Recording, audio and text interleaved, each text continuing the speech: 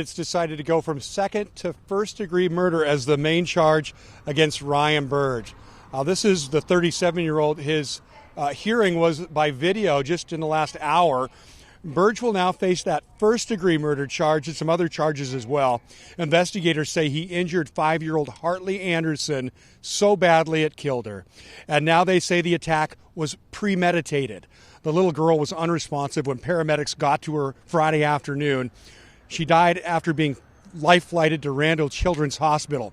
Probable cause paperwork includes a neurosurgeon assessment that the girl suffered a stroke and massive brain swell, and that the injuries sustained to her head could not be self-inflicted. Burge had told detectives Hartley threw her head into the wall repeatedly during a temper tantrum.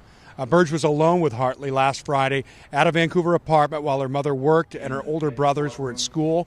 Today in court, the judge granted the defense more time to deal with the stronger charge. Burge waived his right to a speedy arraignment.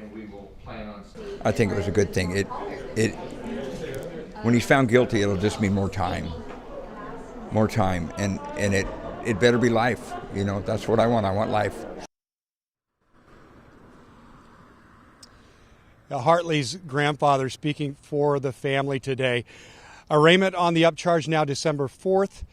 Burge's bail remains set at $5 million.